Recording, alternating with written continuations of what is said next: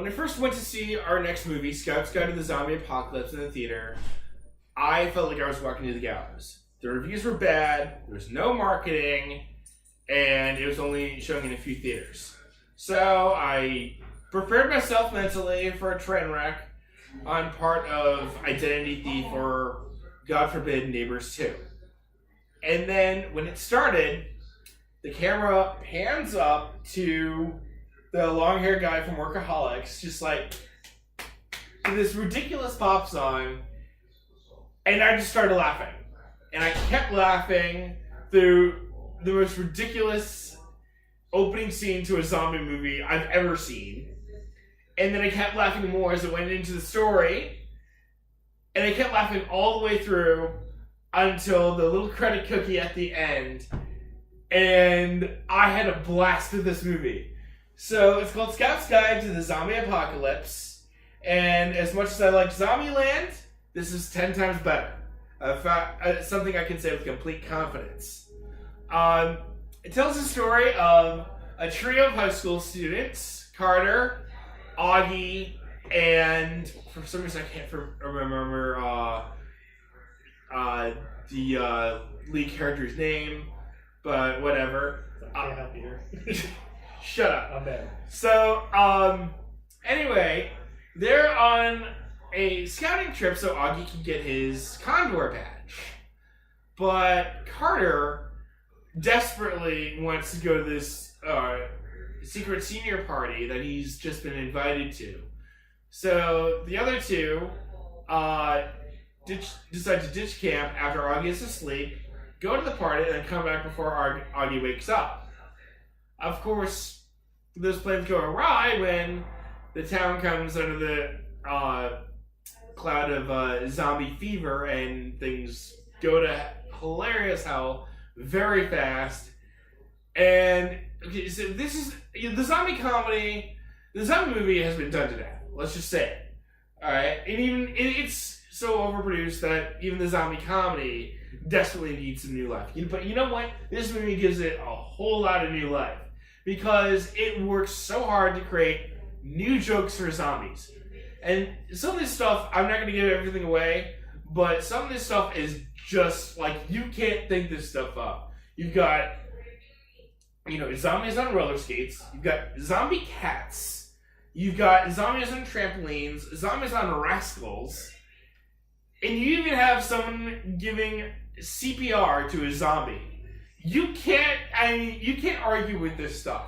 But at the same time, as funny and as outrageous as this stuff is, it's like an 80s teen comedy with a trio of characters that you come to like, and two girls that are sexy, funny, and independent, and which you mentioned in Professor Marston and the Wonder Woman.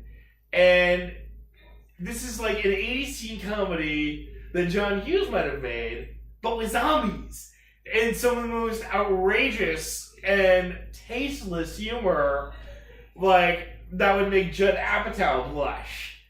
And I really love this movie. I was surprised, like you were with Dead Birds, at how much I enjoyed this movie. Even to this day, this movie has me howling from beginning to end. It's a great pick-me-up movie for me.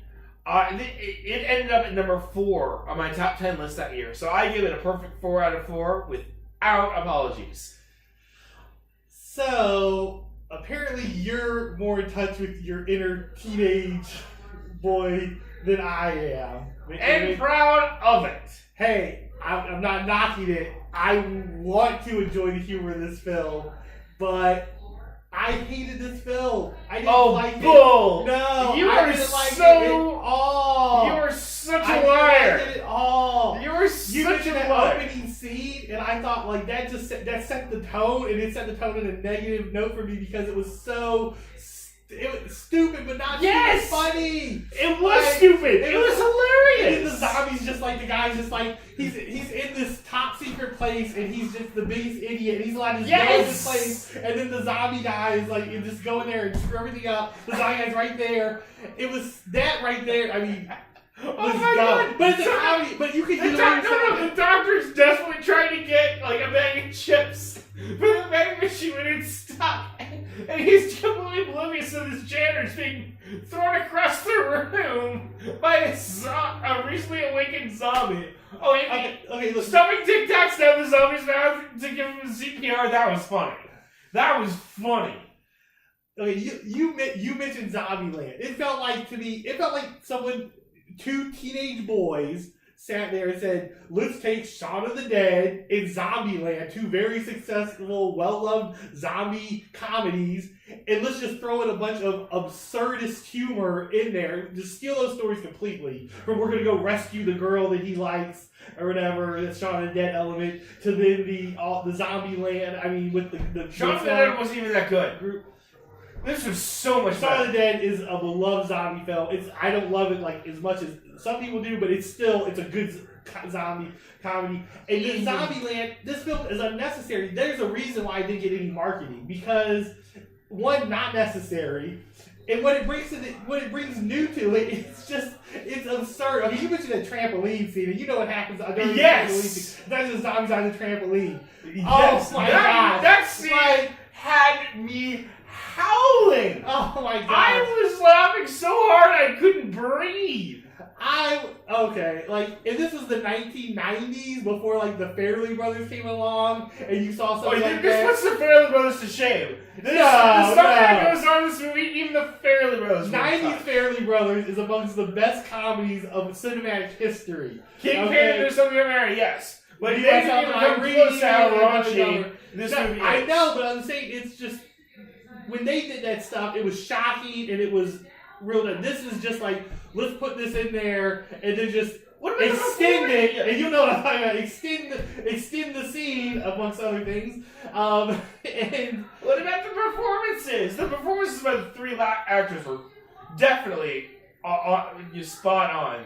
Okay, I'll say Ty this. Sheridan was positively charming. I like the Augie. Yeah. Yeah. Okay. I liked him and sort of his character. They felt like teens. Okay. And they had real chemistry. Yeah. And the actress who played Denise Rousseau, the cocktail waitress, she has a great opening scene, the one with the shotgun. Yeah. That was clever. But my favorite character, you have to admit, Logan Miller who plays Carter, the absolutely sex obsessed, like completely selfish, kid who's only looking after his own immediate desires. He was hilarious. See, like, he made me laugh so hard. I'm expecting great things from him because he was so funny. He was great in Love, Simon too. Okay. See, I honestly, I did not like his character. I didn't like the jokes that came from his character, whether it's the exposed zombie to the joke that he made about Cloris Leachman's character with the cats and the or when he's like taking selfies with the zombie, it's like, dude, what are you doing? Like, shut up! I need a new profile pic. That was pretty funny. This is where I felt. The best example for me is where I felt like the comedy didn't work for me. Is that I'm a huge David Koechner fan. I think he is hilarious, and him as a zombie should have been the funniest thing in the world. It was. Just didn't get that much from it. Oh my god! Out of it. It just felt like he has a serious fixation with a certain country music star that we won't mention. Yeah. The things that happen to him, are just outrageous. It's like the cat. It's like in Me, Myself, and Irene, the cat that refuses to die. Yeah. Despite Jim Carrey's best attempts, the same thing happens here, and it's much funnier. I just don't think it was. I think there's a reason why it didn't. Your zombie cats, you can't argue with that. Okay, zombie cats are kind of funny, but. Or when Cloris Leachman's character, when she's a zombie, and and she loses her dentures and tries to eat, Mike Carter, and he's like, she's eating me, but she's got gums, and so she can't do it. See, when I was watching this film, I felt like I was watching people who were thinking that what they were making was the funniest thing ever. Like I felt like I could feel them laughing behind the scenes, and how funny they thought it was, but it really wasn't that funny to me. But there's a sense of joy, which I really liked.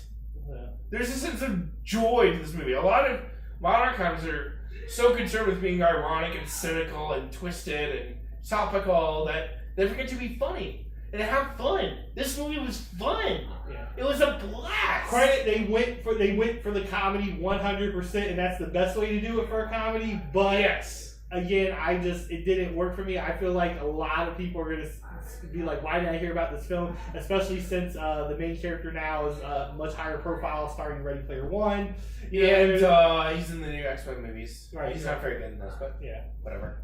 But I feel like some people are going to stumble across it. Why did I hear about this? And they're going to watch it. They're going to say, "Okay, I understand why I didn't hear about this." It's only 1.5 stars for me. Oh, boy! I didn't get a wild out recommendation. Boo! I did not. Jerry Springer, boo! Alright.